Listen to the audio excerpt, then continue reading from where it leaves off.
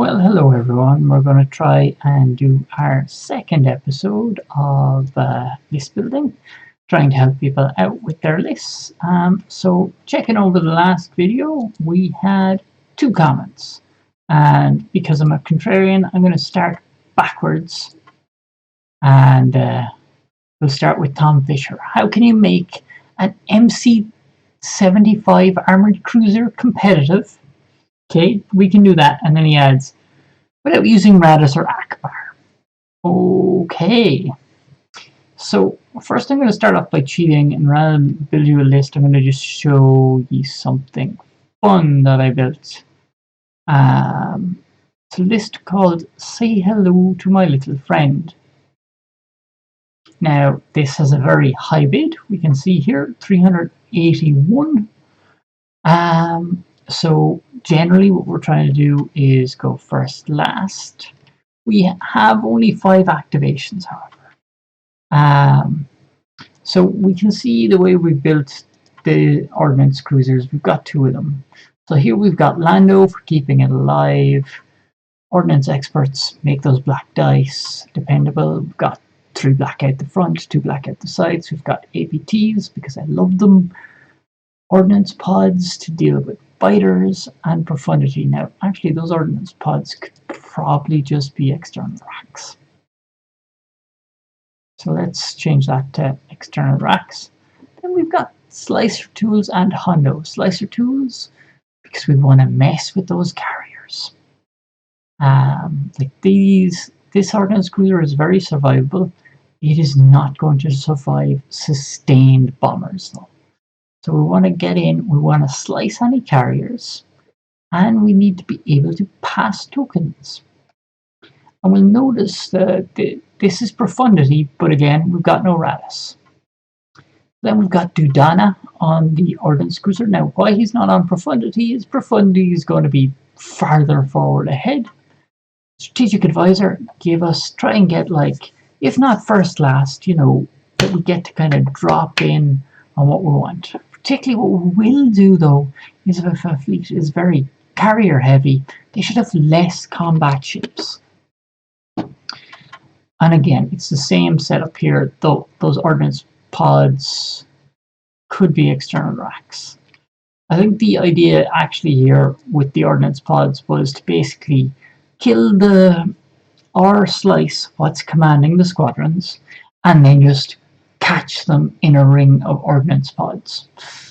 And then we have a hammerhead with Gale's Honor. Okay, this is again, we're Dudana, so we're doing face-up crits with our APTs and face-up crits with our APTs and face-up crits with Gale's Honor.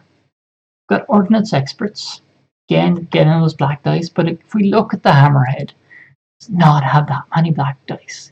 If it has double arced and a confire, it's throwing 3.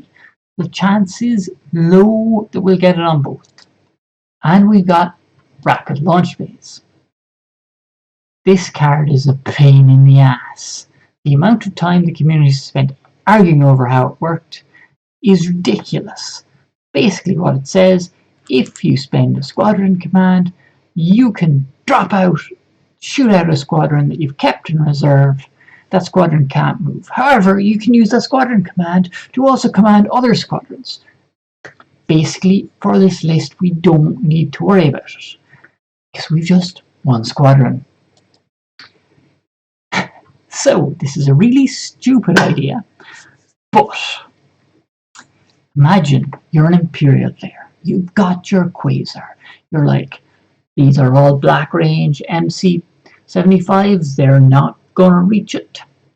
And then profundity jumps in at fucking speed 3. Still not gonna reach it.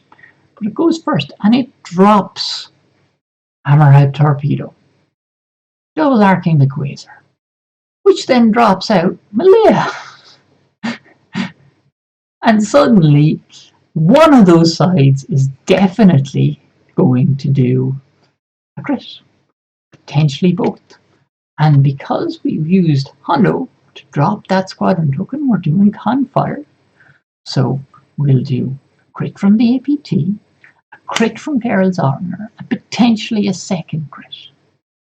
So you roll your first black dice, and you probably concentrate fire if you don't get the APT. And you ordnance experts them to try and reroll it. And if you get the APT, fantastic. If you don't, you just melee it. And then you hope the next one hits. Or if you don't need melee on the first one, you do it on the second one. And then you ram them. And that's 3 Dudana crits, potentially. 2 almost definitely. And okay, so if they keep fighters back to defend from this, well, then your MC-75s are running roughshod over what else is in the fleet. It's an interesting theory. We've taken so Rift Assault, so they can kind of get up there a bit faster. Asteroid Tactics and Infested Fields to kind of, again, we're keeping those squadrons tied down. But again, if you like the idea of ordnance pods, you can go with that. But this is the Say Hello to My Little Friend. We will put it in the we'll put it in that, but it's not one I've built specifically for you, Tom. So let's go build one specifically for you instead. Okay, so the problem with MC-75s is they have a survivability issue. Okay, with those 2 defense tokens, even if you got ECMs, and let's just talk about ECMs for a second.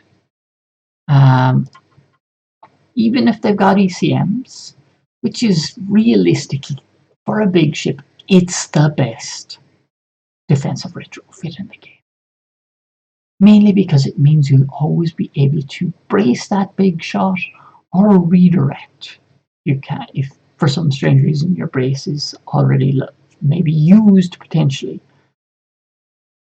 But it means that no matter what, the defense token you want, you will always have available to you. And generally you can save your ECM for when that big shot is coming in. If you manage to get yourself double arced, well, there's probably no amount of defensive tech that will save you. But electronic countermeasures, it helps you when you're taking the hit, so it's not restorative like RBDs reinforced blast doors, which, while good and cheap, you have to survive to use them. Advanced projectors, you have to have the shields left for it to be relevant, and the XI7 fix isn't quite in yet.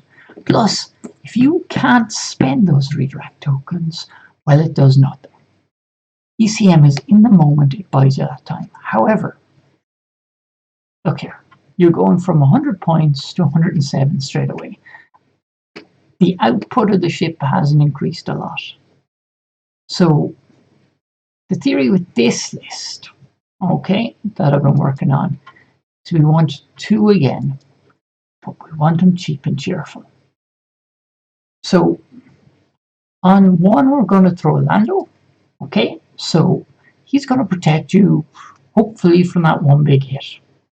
Maybe that 1 big hit where you can't brace because you've got the accuracy or something like that. And then we're going to go with our standard ordnance experts, external racks, APTs. Okay, so we're putting 216 into a ship, but that big ship will kill a lot of things that are not an ISD or an SSD in 1 double arc. We're going with the second one then. Okay, and then we're throwing Agate. So the idea here is we've got to put in an admiral. So we're combining the defensive power of ECM, an extra defense token. But the idea here is just give them something. Give them something to buy them that little bit of extra time to blow the fuck out of whatever they're next to. And we'll use one of the best defensive officers in the game. Strategic Advisor. Simply put, if you haven't had to activate and move into them before they attack, it is better than any other fucking defensive retrofit. This thing is undercosted, underpointed, and maybe past tokens will do away with it. when building with big ships, there are so many interesting choices out there, particularly for Imperials. Not so much for Rebels, but for Imperials, yes. There are some good choices for Rebels as well, but Strategic Advisor is just so good, because if you're not there to be shot, you do not get fucking shot. And at the moment, before whatever happens with Clone Wars, and it looks like they are going to change some stuff, but before that all happens, if you are going into a serious competitive match with a large ship and a free officer space, you do not have Strategic Advisor, you're probably going into a bit of a gunfight with the knife. Okay, so but here we've spent 252 points. We have two very, very, very hard-hitting ships.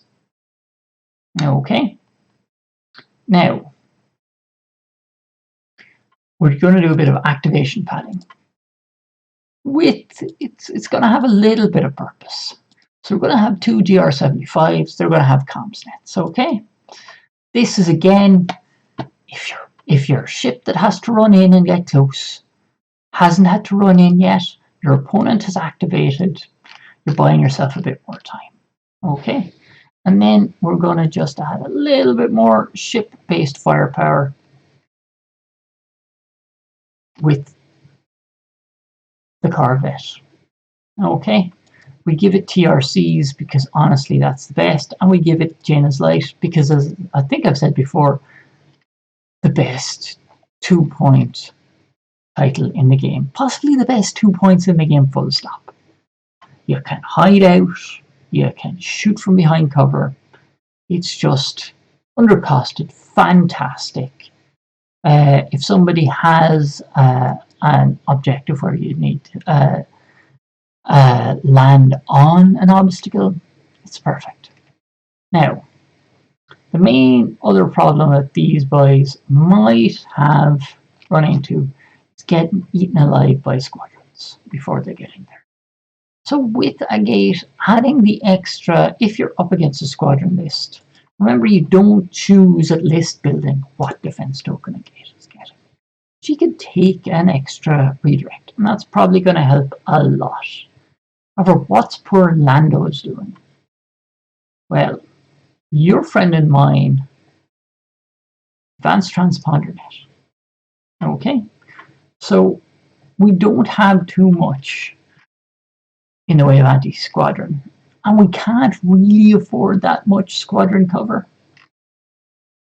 And this is the thing: if I take, back before Advanced Transponder Net came out, if I take, let's say, a light biter wing, and I'm up against Sloane or Thrawn 2 ship or a big Spall or something like that, they're just going to intel past me.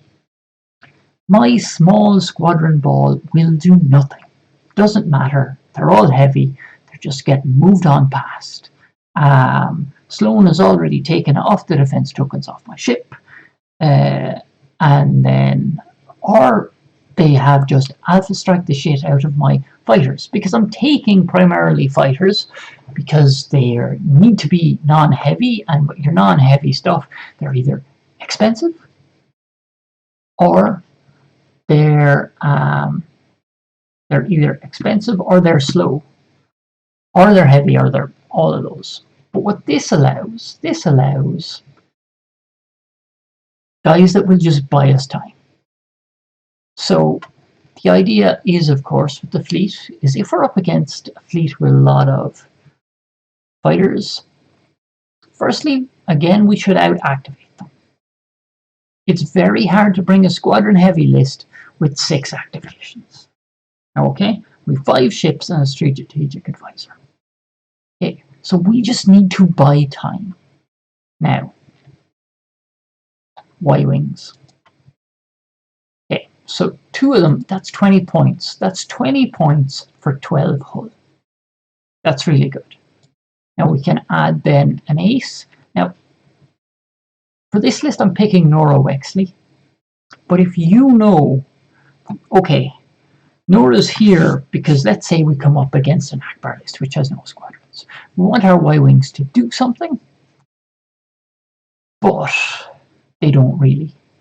Now, if you know your meta is just full of squadrons, feel free to replace Nora.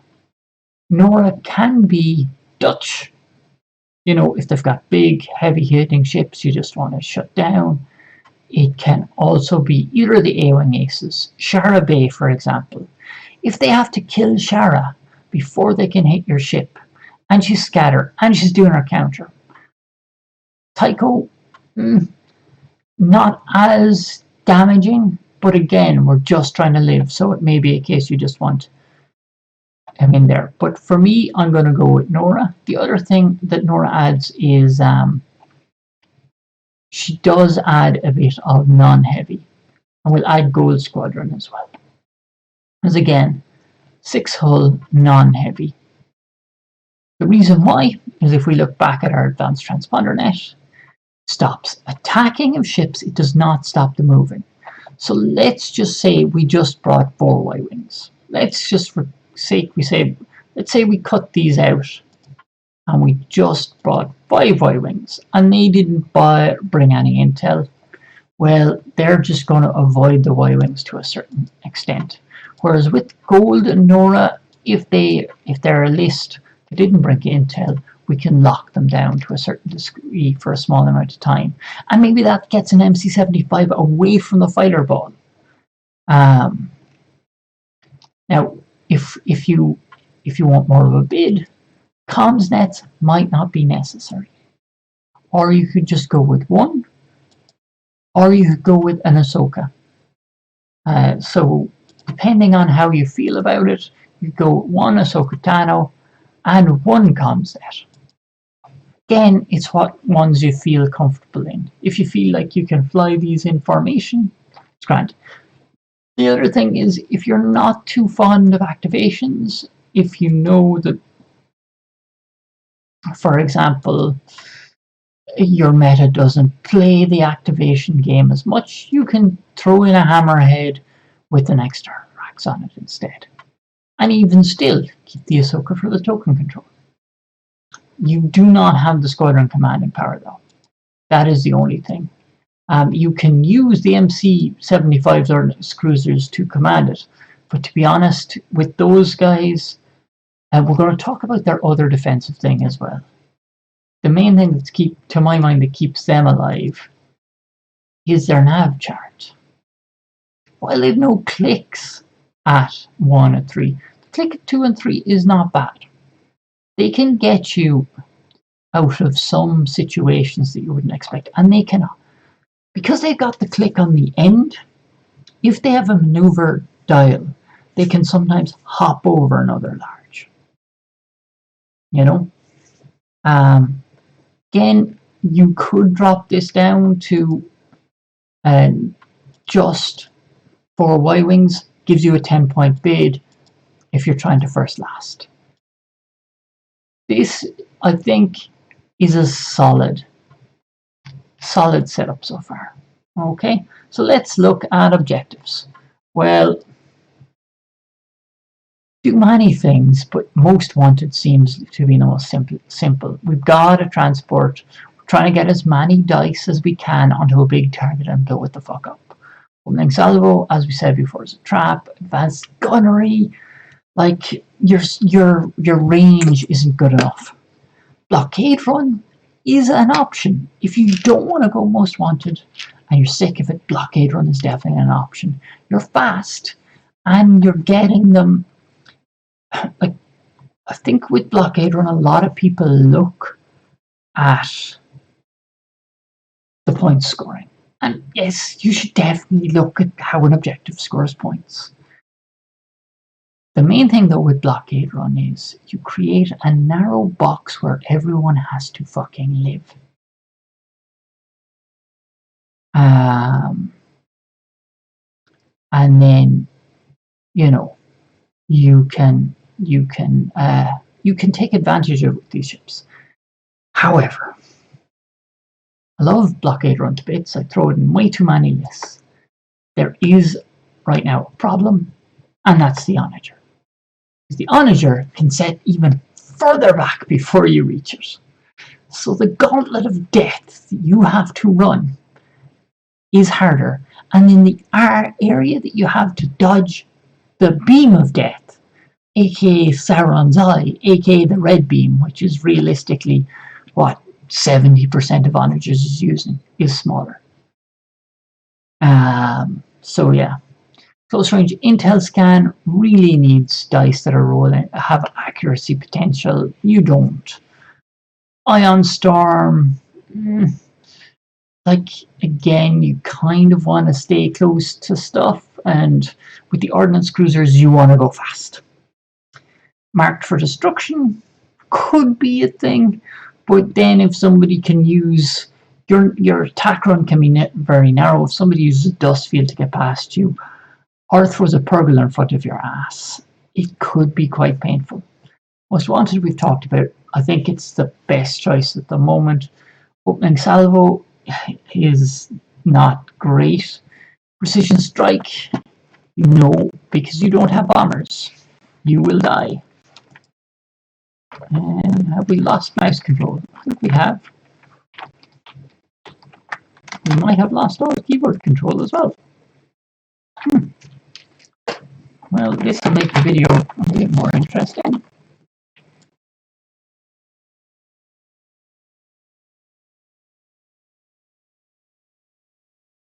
Okay, and then we're back. Sorry for the technical. And then the camera is gone.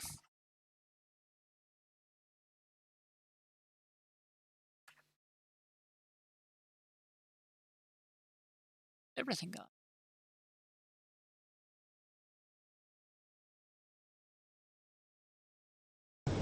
Slight technical difficulties there, but so precision strike. If you come up against a fleet with a lot of bombers, you will die to those bombers. Swift assault could be useful, particularly where you can set dice. So that's another option if you don't like Most Wanted. Station assault we've discussed before. Onagers, eat your breakfast. Surprise attack. Like against a fleet carrier, yes, but it can be flippable, and targeted beaking just doesn't do enough. So then let's look at the yellows. What were we thinking on these? So abandoned mining facility, again, if they have more ships, they'll outmine you. Asteroid tactics.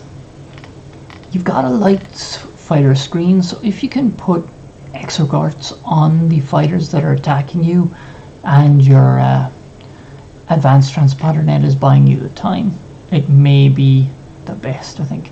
Capture the VIP, grab it and run. If you know you're outmatched, it's a good one. Contest outpost, no, you do not want to be staying in the same place. Fighter ambush, they have more fighters. Fire lanes, no, if they have strategic. Fleet ambush is always a trap. Fleeting being, potentially with Agate, because it narrows down that box of where everybody wants to fucking be.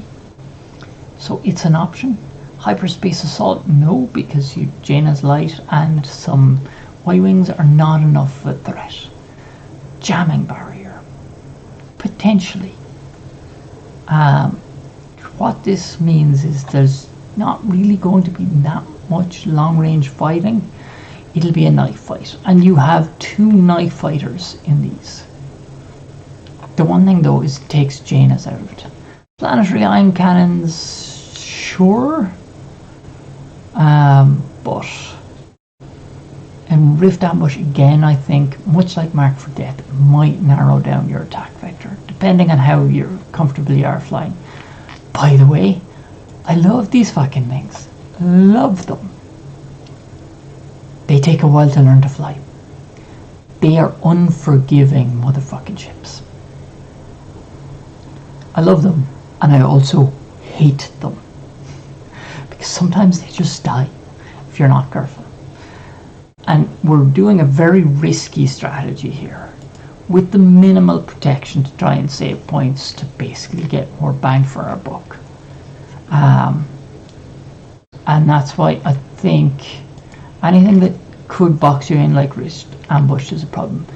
Box the other guy in with Atticus Strike tactics, you know? Get back your defense tokens for agate, all that good stuff. And navigation. Okay, so we want to be going fast. Oh, I'm explaining my choice. I'm not. Dangerous territory, fine. You know, allows you to jump, land on obstacles, collect stuff, and you've got Y-wings so that you'll be ahead on points if you place 3 obstacles close to you. It's fine with this. Doom Station is probably what I'm leaning towards, simply because you've got contested outpost, but you're moving this as you go. So you're keeping the station, and as soon as you want the station gone, you just fuck it into the rift. Hyperspace migration. The danger here is an onager. Infested fields could be quite good. Move the stuff how you want. Intel sweep, if they've got strategic or trouble. Minefields, the danger. You want more space to run around and not less.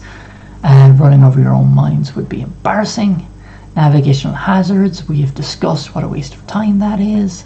Salvage run, potentially. But again, they're going to know where you're going. You know? SensorNet, you don't have strategic. Solar Corona, maybe. I mean, you fly your fucking night fighters out of the sun, you're going to know where they're set up. It's an idea. Superior positions. Okay, we've got fighter defense. We don't have that much fighter defense. And volatile deposits or dust fields. Removing the station. But you've no blue crits realistically. And you want your black crits to be doing APTs. You know, you could do it with Jaina's Light. But I'm unconvinced. I would say try Doom Station for this one. Okay, so yeah, that's what we're looking at for the question about MC75s. So hopefully, as I try to find the person who asked that question, oh, we're so prepared.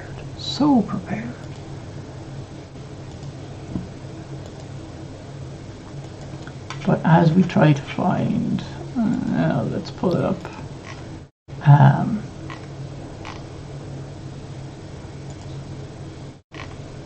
Tom, hopefully these have helped. If they haven't, if you don't have dual profundities, come back to me. Please mention in this comment and we'll do it again. Now, for the other question we got is Thanos, Elix. Not sure how you pronounce the second part of the handle there. You asked, I don't have multiple small ships to spam and a mono faction. I don't have any of the rebel upgrade cards. How would you build a Romedy list? So we are going back to if you've Romedy, let's start with the ship he came with, and let's start with a good old onager. And when I say good old onager, I mean meta-defining, kick to the balls of a lot of the stuff I love to do onager. It is an incredibly powerful ship. So let's take a look, okay? So we've got the Onager Star Destroyer.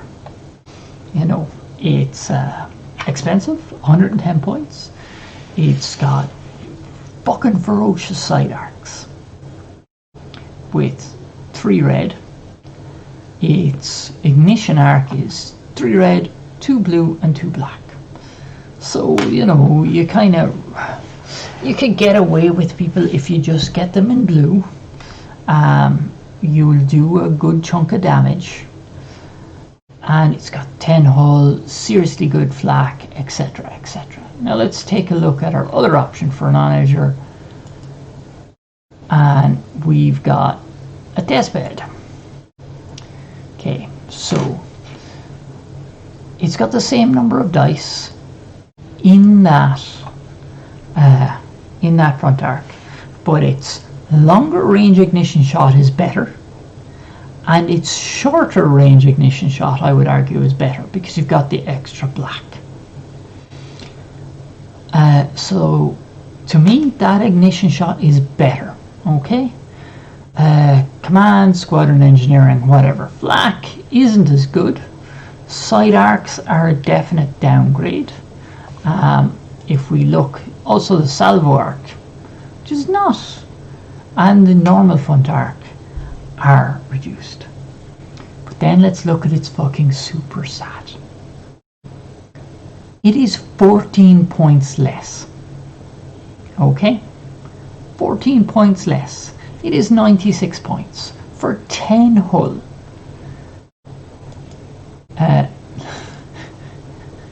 This is 100 points for 9. Okay? But James, this is a more balanced ship, the Ordnance Cruiser. Okay.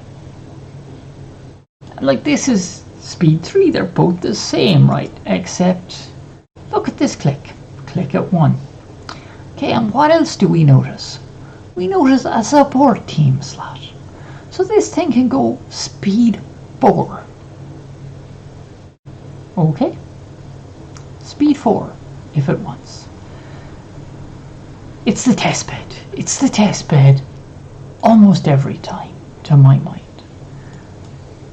Like, you're missing, you don't have a turbo laser slot. But if you roll enough dice, and you can roll quite a lot of dice with this, you don't need it that much. Okay, so then let's look at beams. So the super heavy composite does extra damage if you roll those criticals, but you don't have any blue dice in the beam, you've just red. This, and it's only medium range, this critical effect is not what you're getting the card for. It's nice if it happens, you do some blast damage, but it's not going to do that much to ships. It'll do 2 in the initial attack, it's 2 shields, that's all that's really going to happen. If they're that bunched up, your opponent is really giving it to you, and if it does 1 damage to squadrons, it's not that effective. The main thing here is long versus medium.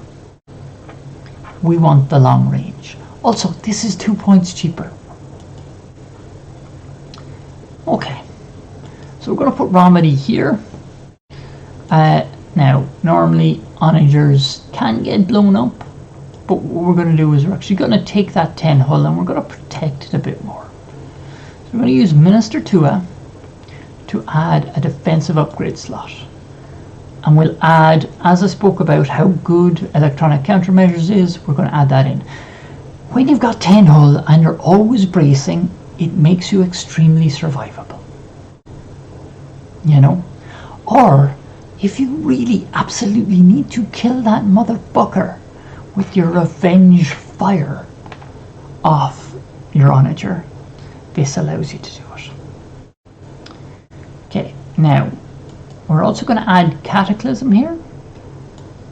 We will use its ability probably just the once in a game. Okay? Probably just the once. Generally, you're setting up your firing arc, you're basically you're activating your onager either first or last. And you're always trying to place the token where you know they're going to have to go. So Cataclysm's ability is not that useful most of the time. What it can do is you can do it in turn 1 if you have Hondo, and you can shoot them in their deployment area before they move. This is a ridiculous ability, and again, if you mess that up, it's 5 points wasted. But the sheer oppressiveness having your fleet shot, sometimes before they even move. And we've spoken about the activation advantage in the other list. If you kill something with the first shot on turn 1, well then that's one way to build activation advantage. Okay, so I said about the engineer, the support team slot, we don't really want it going speed 3 in this list, because it's going to mess with some of the other defensiveness we're going to put into it. Now Rombody adds extra dice to the ignition shot, so we're talking 5 red, 6 with a concentrate fire. And then we're going to add in ordnance experts for those black dice. Now, the other option that you could go with is you could go with veteran gunners.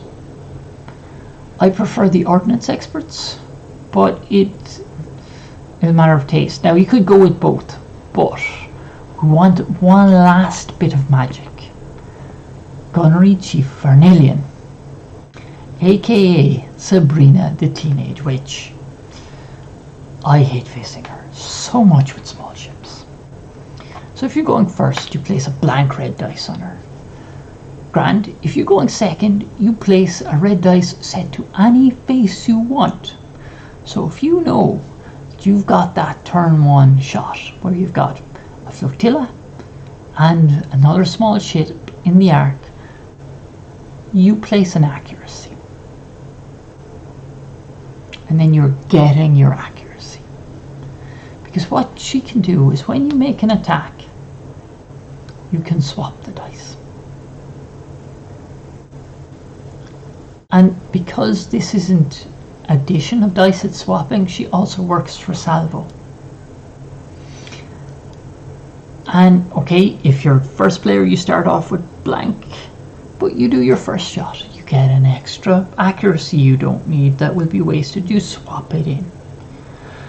You want one of the black dice, you rolled so much that you're just blowing the ship out of the water, you swap in your hit crit on your black. You get an odd number on your dice. They've got ECMs, they've got a brace, they're going to be bracing, you swap in one of the single hits. You know? Or so you've got an even number. She's just good. Now this is expensive enough, but once you see it on the table, the reliability in that damage is quite good. Then we need our Hondo enabler. So what they always say is we want Hondo, friend to all, more to the point, he'll die straight away.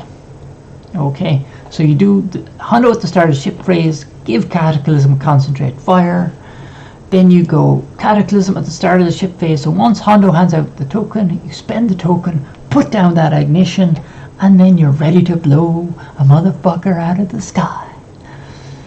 And the thing is, if you're going second, okay, maybe they're going to move their ship, but you place it down in front of that speed 2 ship. That's where you go. You get your onager where the target can't escape. So even if it's a flotilla, if you're just nuking a flotilla off the board, if you do that turn 1, well then you're turning, you're still speed 3. If you want, you can turn into where you need to go. And the Gazan can, supply the maneuver token you need to do that. Because we'll give it a comp stat. And then we're going to try ATNs again. We're going to use a much maligned squadron to try and keep stuff alive. Now, the one thing I will say, Thanos, is come back to me if you don't have everything on this. And the same with Tom, if you don't run dual MC75s, come back to me and we can do another thing. Then we're going to go with what we discussed. So Thanos does have some Architans, so we'll just, for the chip damage for finishing still off, we're going to go with NIDA turbo laser reroute circuits. And then finally, your friend and mine, the Demolisher. And again, we're talking the Demolisher build we had last day. except this time, rather than the skilled first officer, we're going to go Brunson. So we're going to go our default ordnance experts, APTs, and engine techs.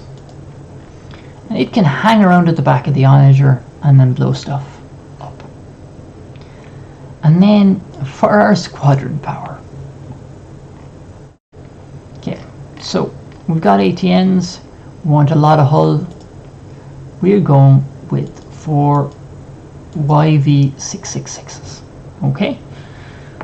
So, there's a lot wrong with this squadron. A lot. They're rogue, which is fine. They don't need to be commanded. We've got 7 hull, but look at that speed. Look at it. And then they're heavy as well. They've got 1 blue anti-ship dice, which means they're not doing too much against ships. But look at this. They have 7 hull and 2 blue and 2 black. So you've got a mix of accuracy generation and black reliable dice. So this, for our 60 points, we're getting a lot of hull. We're getting 28 points of hull, which will be backed up by the advanced transponder net. This thing generally will not need to go that fast. If it's a carrier fleet, you're probably going to be in standoff position of it, and therefore you've got your YV666s. Okay. And what points are we at? I think there may be something I've forgotten to add. So we've got 60 in that. Engine techs, Brunson. Oh yeah, Demolisher title also needs to be added to Demolisher. That is one thing I was forgetting.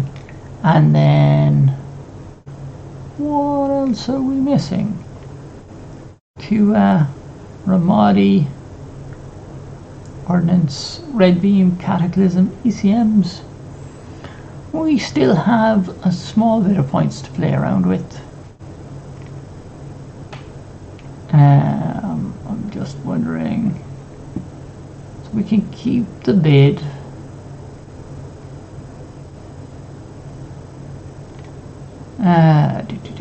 They're all very expensive ships. So what we can do, we've got 7 points. That makes for a good bid. Or we can add in something. No, we can't add in Bosk.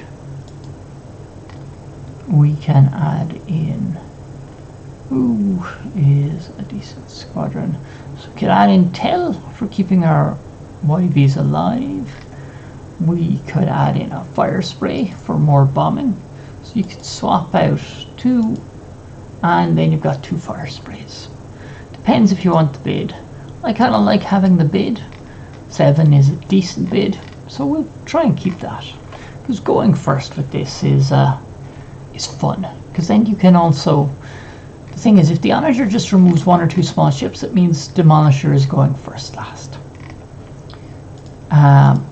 On red objectives, I think Most Wanted is the one you're looking at here.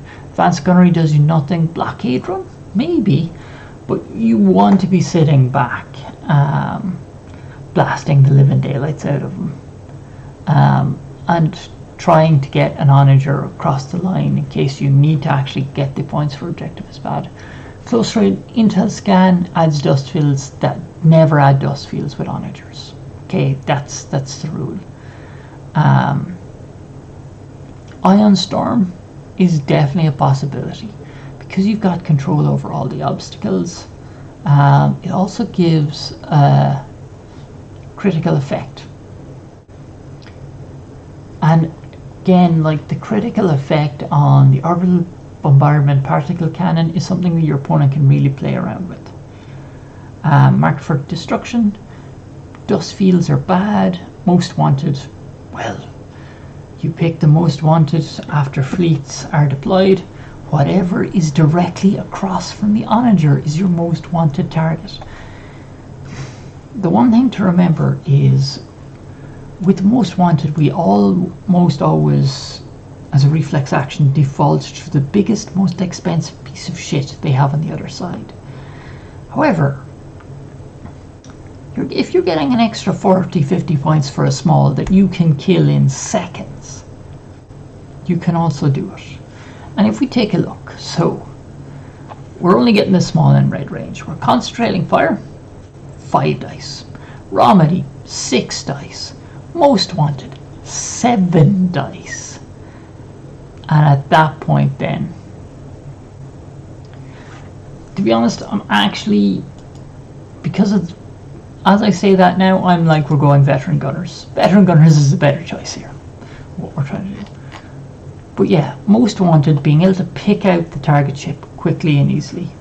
Opening salvos, a trap, precision strike, you don't have enough bombers. Rift assault is okay.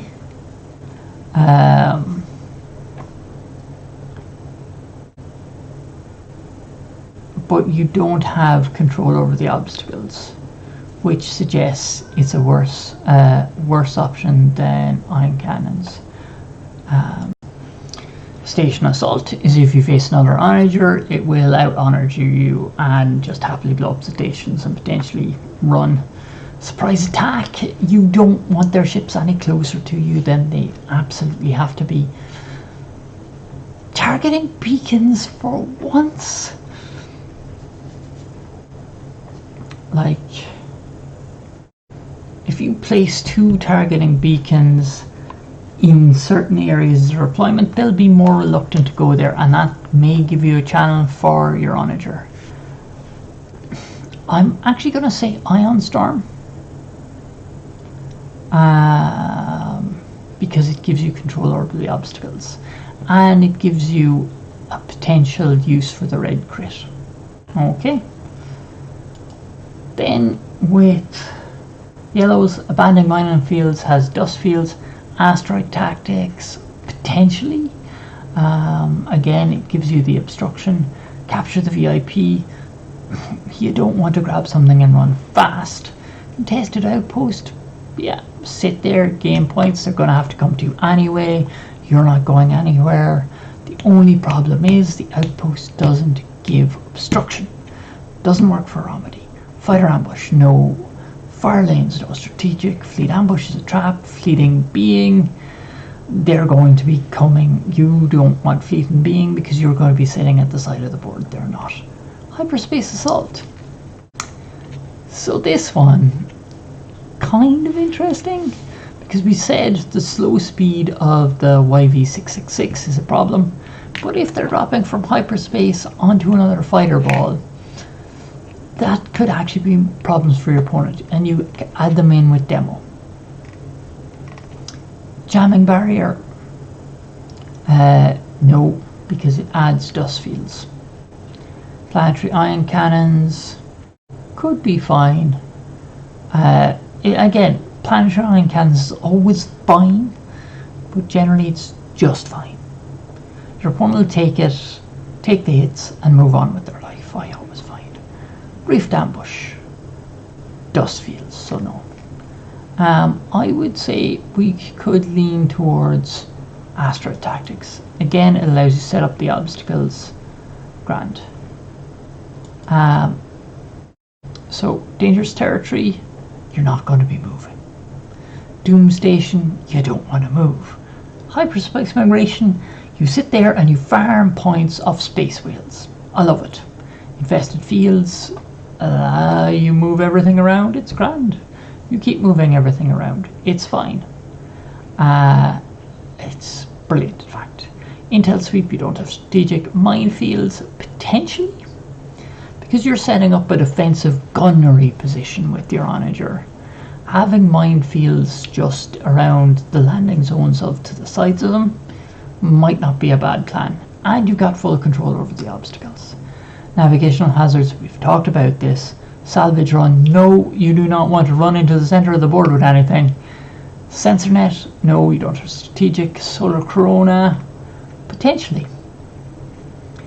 Simply because you can pick then the onager target, and the onager is sitting down sunwards as well. So Solar Corona could definitely be a good choice. Superior positions, no, because you will get murdered by squadrons. And if people are wondering why I keep saying that, so if they out-squadron you, they will just keep doing squadron attacks into your arse. Doesn't matter if it's a flotilla. If they're hitting you, you're losing points. And they can dodge the onager and just pick on something like the Architans if it gets too far forward, etc. Volatile. No, it has dust fields. So here I'm actually tempted very much to say Solar Corona would be the one to try it out with. Okay, well, that's the fleets. Now, if you follow along to the end of the video, generally what I'll try and do is link to a Karnak from Star Wars Explained video.